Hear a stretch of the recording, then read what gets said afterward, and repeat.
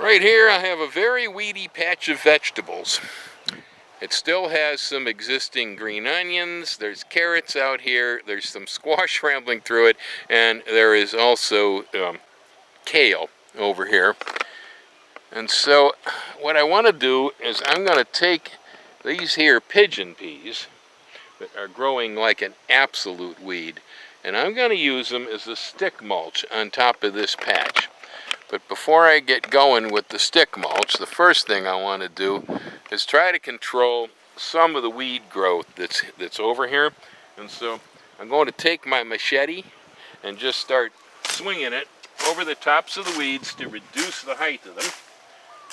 That way I won't be cutting down everything that's underneath.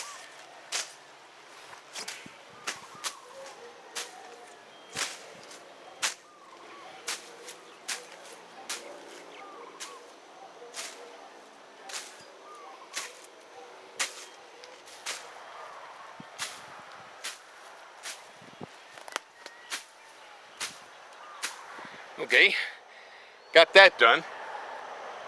Chopped around the carrots, around the kale, and around the squashes. Now the next thing we need to do is to start to cut down these here pigeon peas.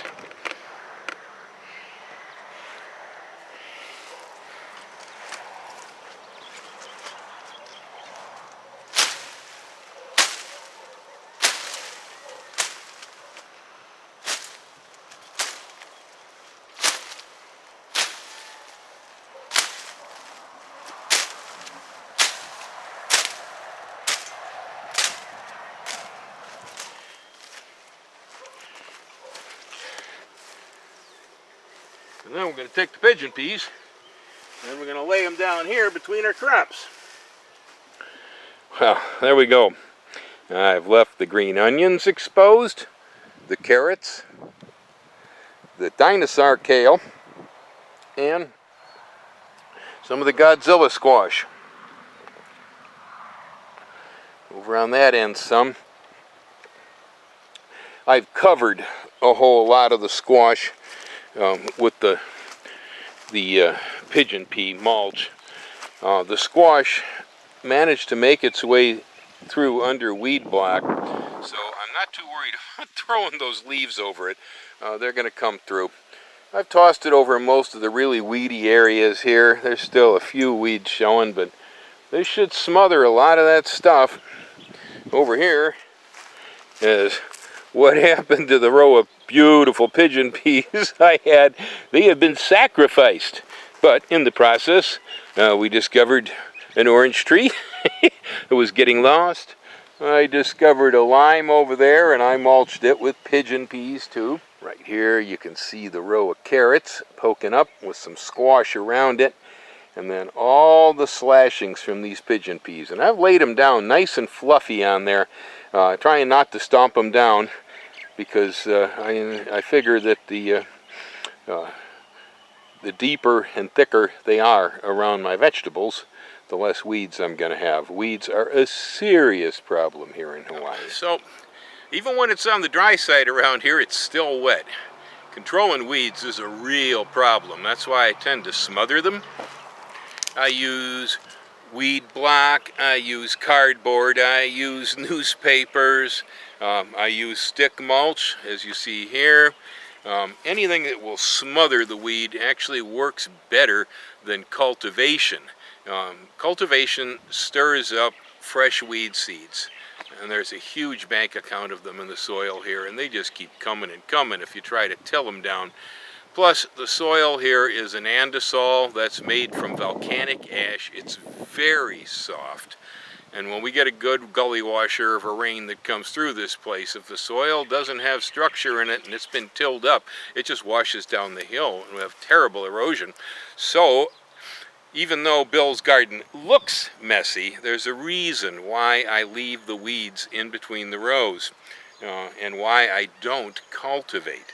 It works much better just to slash other plants and throw them down on top of the weeds, let it all rot, and then it enhances the soil, makes compost in sight. Sheet mulching, sheet composting, or stick mulching, all of these amount to about the same thing.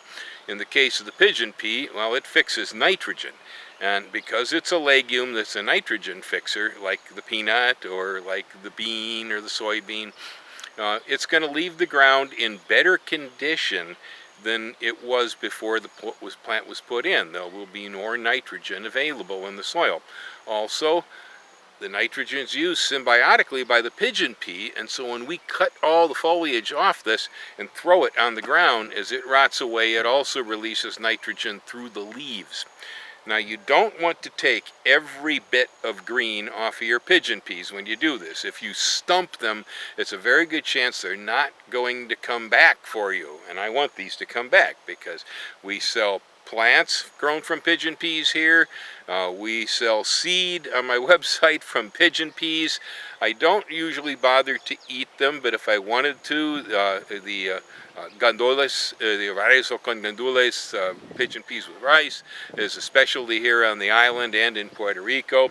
So they can be eaten. It's an edible crop. So you have a real multi-purpose plant with this one.